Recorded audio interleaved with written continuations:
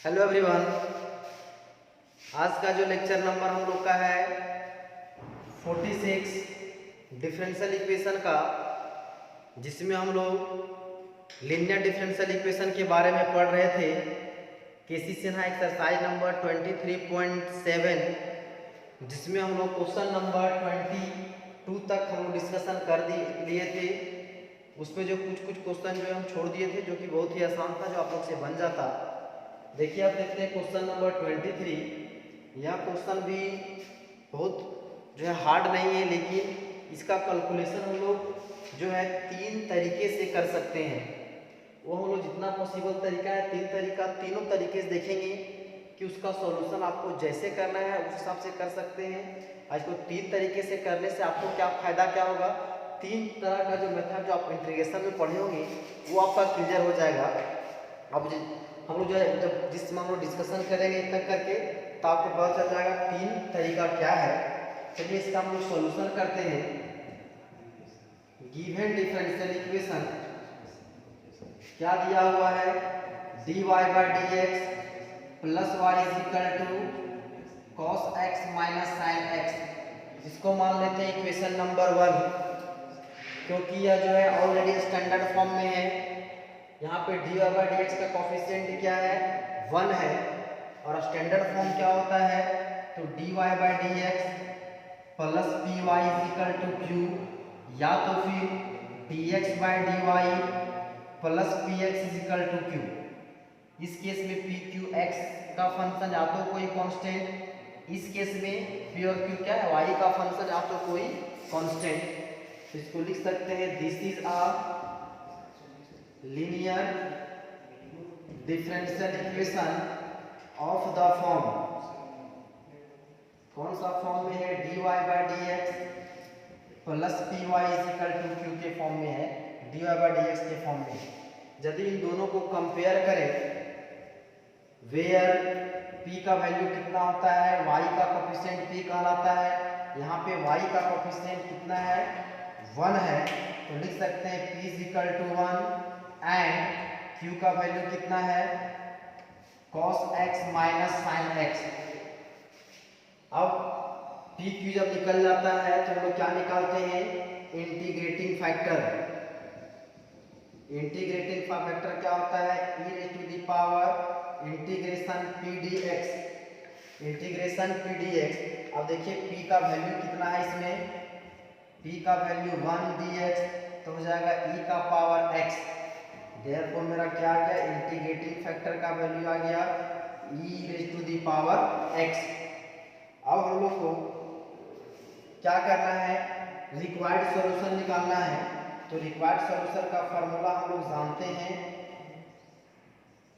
Required solution of given differential equation is given by, क्या होता है, y इंटू इंटीग्रेटिंग फैक्टर, फिर क्या है, integration of q into integrating factor dx plus c। Required solution है, सारा का वैल्यू हम लोग क्या करेंगे, इसमें पुट कर देंगे, जिससे मेरा क्या आ जाएगा, सॉल्यूशन आ जाएगा। चलिए हम लोग पुट करते हैं,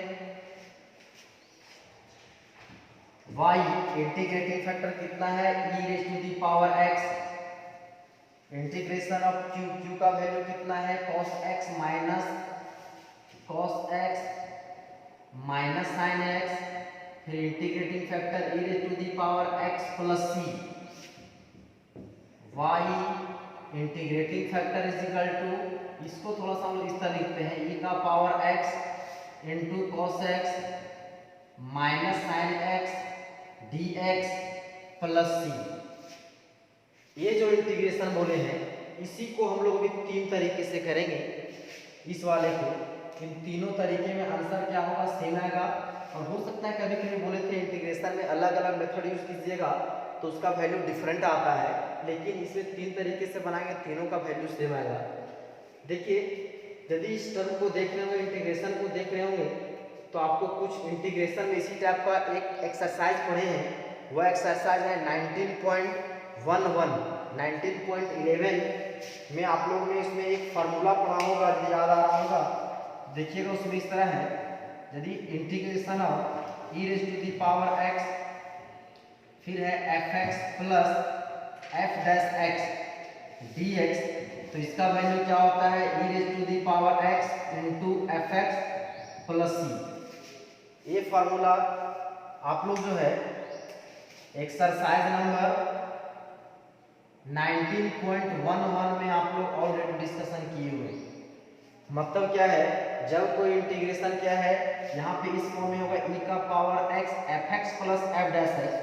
कहने का मतलब है यहाँ पर कोई भी जो फंक्शन होगा उसके जस्ट बगल में वहाँ पर क्या रहेगा, जो उसके प्लस में उसका डेरिवेटिव रहेगा, उसी फंक्शन का क्या प्रेजेंट रहेगा, डेरिवेटिव प्रेजेंट रहेगा। तब उसका डायरेक्ट वैल्यू क्या होता है, e raise to the power x into जो दिया गया फंक्शन है सो प्लस सी। जब उसका डेरिवेटिव वहाँ पे प्रेजेंट हो तो यदि इसमें आप गौर से देख रहे हैं, देखिए क्या इस वाले टर्म को लिख सकते हैं, कॉस का जो डेरिवेटिव मेरा क्या होता है माइनस साइन। यदि इसको और थोड़ा सा और स्टैंडर्ड यदि इसको लिख पाए, इस तरह लिख सकते हैं y integrating factor E raise to the power x, इसको लिख सकते हैं cos x प्लस ये हो जाएगा minus sine x d x plus c. देखिए क्या था एफ एक्स, फिर क्या एफ डैश है, इसको यदि cos को हम लोग एफ एक्स यदि समझें तो इसका डेरिवेटिव क्या होता है माइनस साइन एक्स, जो कि यहाँ प्रेजेंट है। तो इस केस में इसका फॉर्मूला क्या है, e का power x into f x. तो यहाँ पे एफ एक्स क्या है cos x, तो इसका डायरेक्ट फॉर्मूला लिख सकते हैं, क्या हो जाएगा y integrating factor is equal to E raise to the power x cos x, e का पावर x ये मेरा फंक्शन है cos x plus c। Therefore मेरा हो जाएगा y E raise to the power x cos x plus c। ए फिर जो है आपका आंसर ये चीज हो सकता है, लेकिन आपका आंसर क्या दिया होगा, y का वैल्यू निकाला है। तो इसको आप क्या कर सकते हैं, e का पावर x से क्या कर दीजिए, डिवाइड कर दीजिए। तो इस लिखते हैं डिवाइडिंग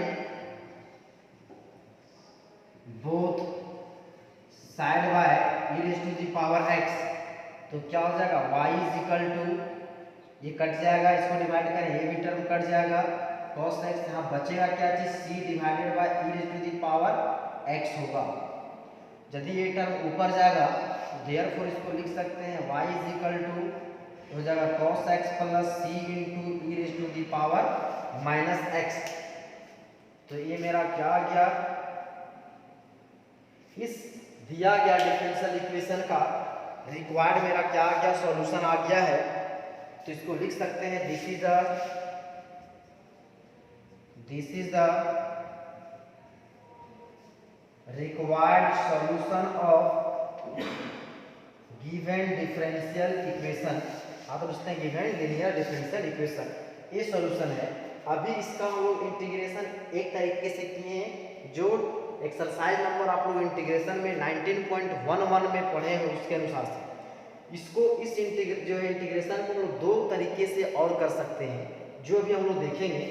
इसको आप क्या ले सकते हैं, इसको नोट कर सकते हैं।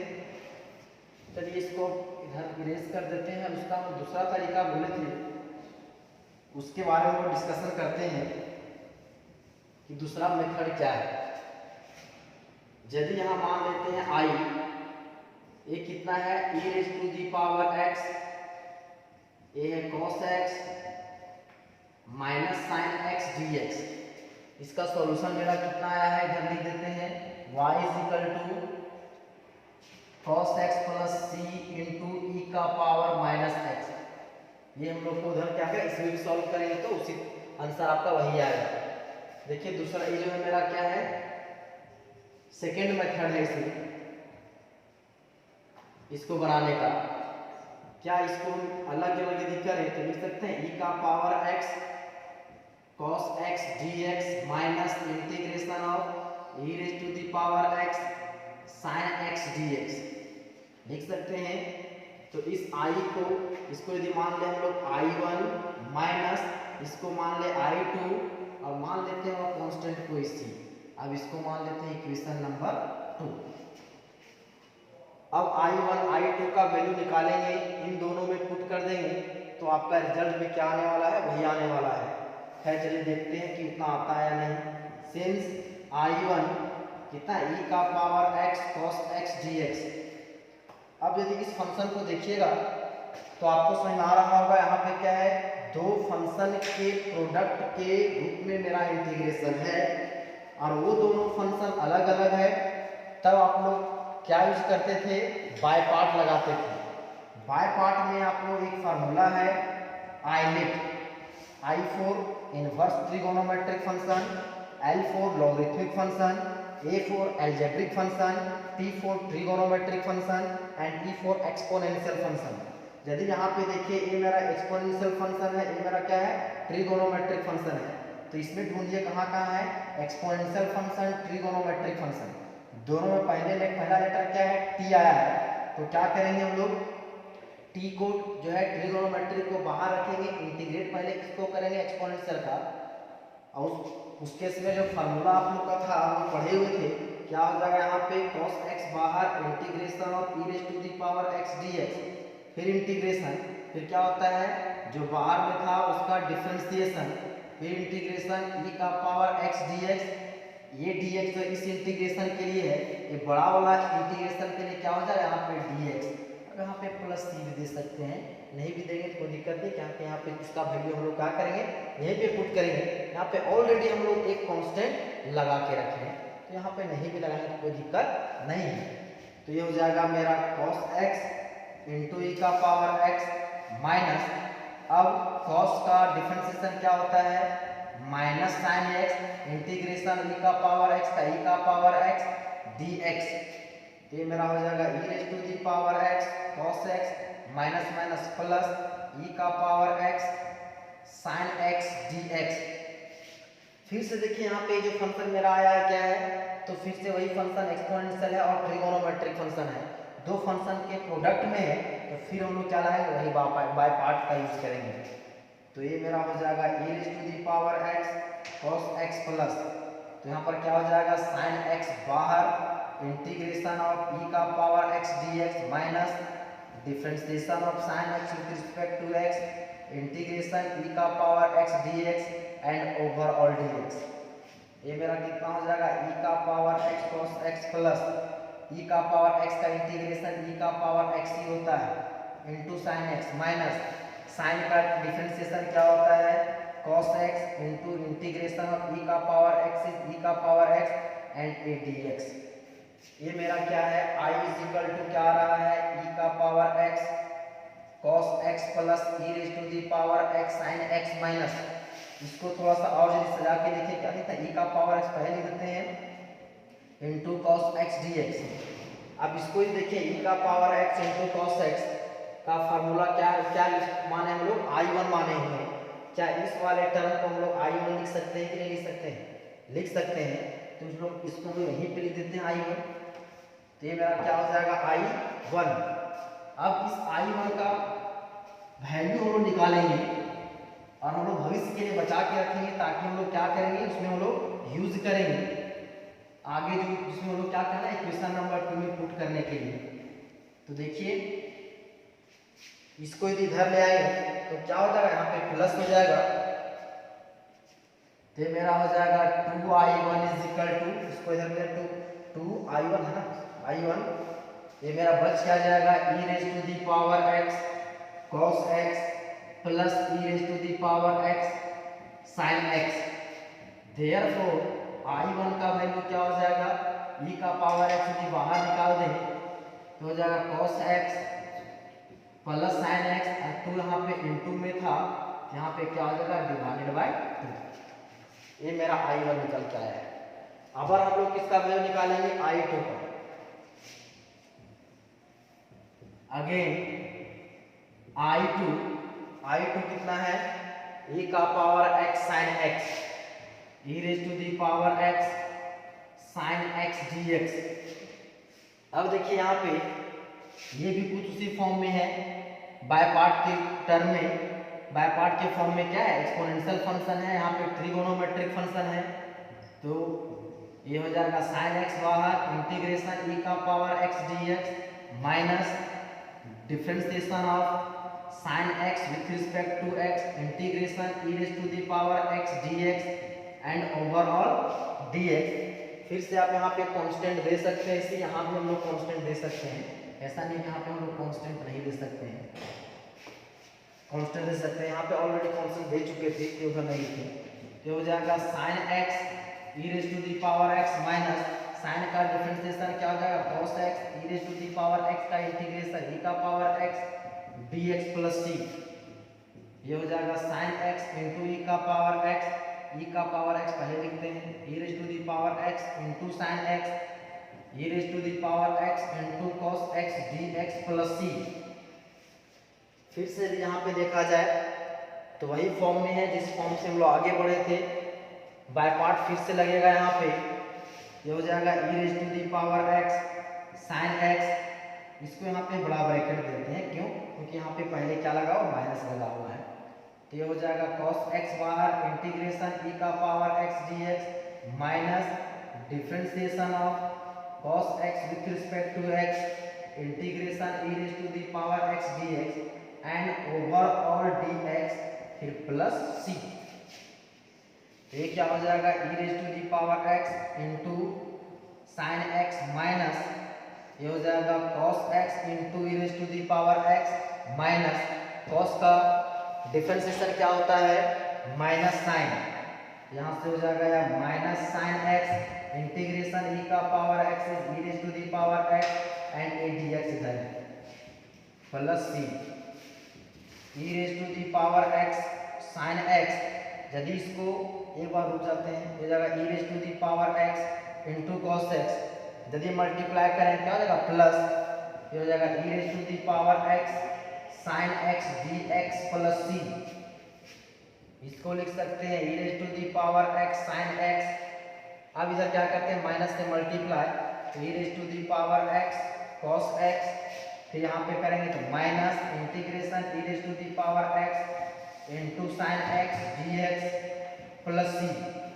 यदि इस वाले टर्म को गौर से देखा जाए तो ये मेरा क्या है, देखिए यहाँ पे i2 मेरा e का power x integration e raised to the power x into sine x, देखिए यहाँ भी है integration e raised to the power x into sine x, तो इस वाले टर्म को हम लोग क्या लिख सकते हैं, हम लिख सकते हैं i2 लिख सकते हैं, तो यहाँ पहले से ऑलरेडी i2 था, तो हो जाएगा देखिए इन दोनों में i e raised to the power x common ले लेते हैं, तो हो जाएगा cos x minus i2 plus c, इतना हो गया है।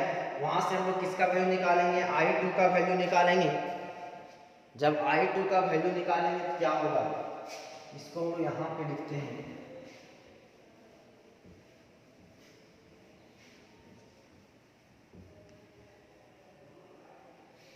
i2 का वैल्यू निकालें, ये कितना हो जाएगा a i2 इधर आया कितना हो जाएगा 2 i2 is equal to e raised to the power x into sine x minus cos x plus c, यदि हम लोग therefore i2 is equal to क्या हो जाएगा e raised to the power x divided by 2 into sine x minus cos x plus c by 2 होगा constant, ये भी है कांस्टेंट, ये भी है, उसको डिवाइड करेंगे तो हमको कांस्टेंट ही मिलेगा, चेंज ना करके इसको सही रहेंगे। अब हम लोग का क्या हो गया i1 और i2 का वैल्यू निकल चुका है, इन दोनों का वैल्यू कहाँ पुट कर देंगे इक्वेशन नंबर 2 में। अब चलिए हम यहाँ पे आ रहे हैं पहले वाला में, फ्रॉम इक्वेशन नंबर 2,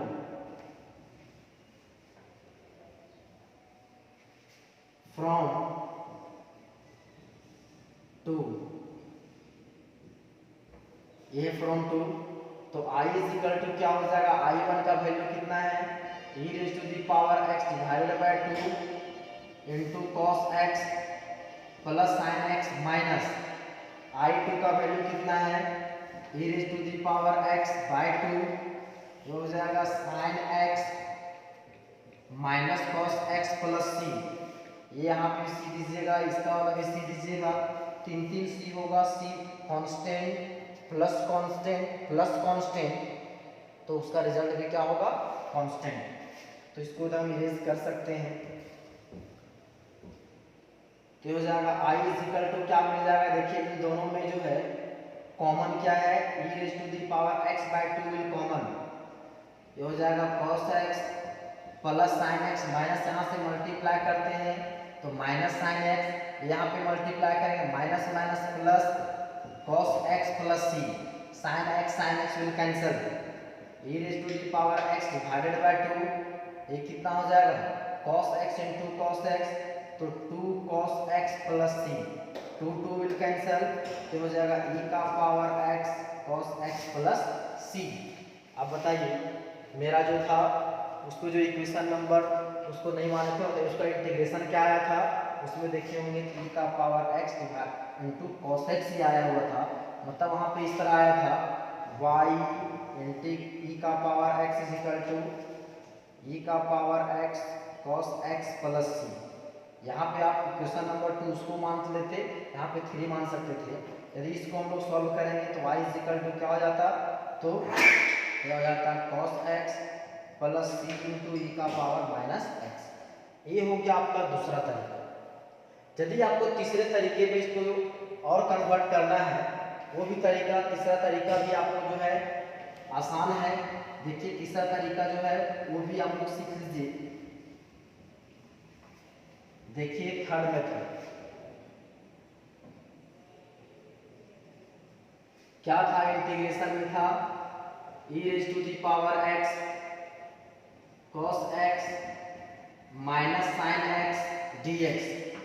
यदि इसको अलग अलग कर दें तो हो जाएगा e raise to the power x cos x dx minus e raise to the power x sin x dx, यही है ना। तो इसको हम लोग क्या कर सकते हैं, ये जो शुरू वाला जो टर्म है, शुरू वाला इंटीग्रेशन को हम लोग क्या कर सकते हैं, तोड़ सकते हैं। इसको हम लोग क्या करते हैं, तोड़ देते हैं, तो क्या हो जाएगा, इस वाले टर्म को रहने देते हैं, इसको ब्रेक करते हैं, तो क्या हो जाएगा cos x बाहर integration e raise to the power x dx, फिर माइनस, तो हो जाएगा differentiation cos x with respect to x integration e raise to the power x dx over all dx। ये हम लोग इसका एक्सपेंशन किए हैं, इसको हम लोग फॉर्मूला में तोड़े हैं, minus e raise to the power x sin x dx को रहने दें, उसको हम लोग क्या किए, उसको छोड़ दिए उसी तरह से, तो क्या हो जाएगा cos x e raise to the power x minus cos का जो होता है डिफरेंशिएशन क्या हो जाएगा minus sin x e raise to the power x dx minus हो जाएगा e raise to the power x into sin x dx।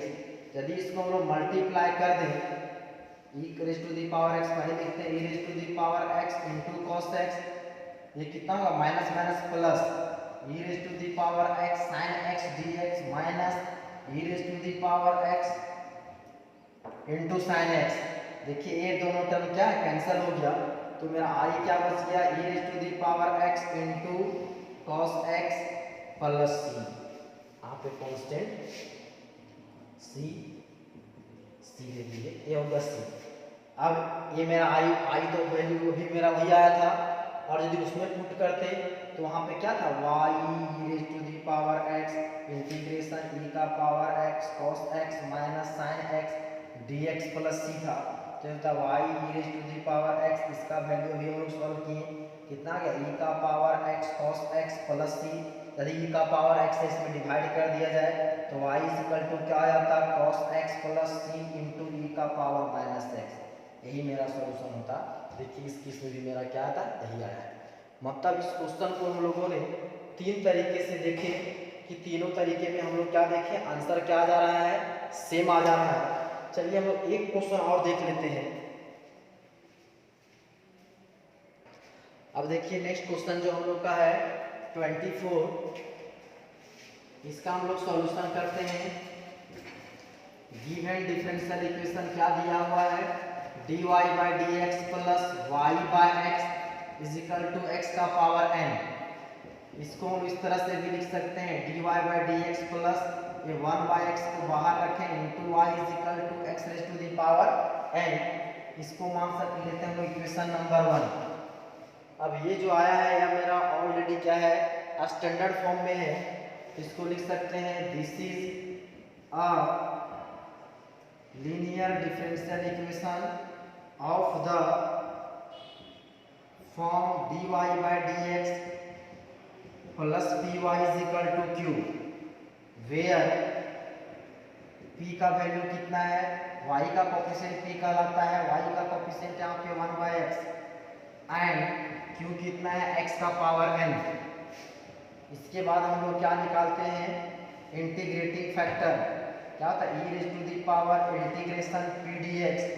तो e p का वैल्यू कितना है 1/x dx एंड 1/x का इंटीग्रेशन क्या होता है log x। बेस क्या है यहाँ पे e, तो इसका वैल्यू क्या हो जाएगा x। देयरफॉर जो इंटीग्रेटिंग फैक्टर का वैल्यू मेरा क्या आ गया, इसमें x आ गया है। इंटीग्रेटिंग फैक्टर का वैल्यू कितना आ गया x। इसको आगे लिखते हैं, therefore integrating factor is equal to x। हम लोग क्या निकालेंगे, रिक्वायर्ड सॉल्यूशन क्या होता है, y integrating factor integration of q integrating factor dx plus c। y integrating factor कितना है x is equal to q का वैल्यू कितना है x raise to the power n, फिर से integrating factor x dx plus c। ये मेरा हो गया x y is equal to, देखिए यहाँ पर पावर कितना है 1, बेस दोनों का x है, पावर क्या हो जाएगा ऐड होगा तो हो जाएगा x raise to the power n plus 1 dx plus c।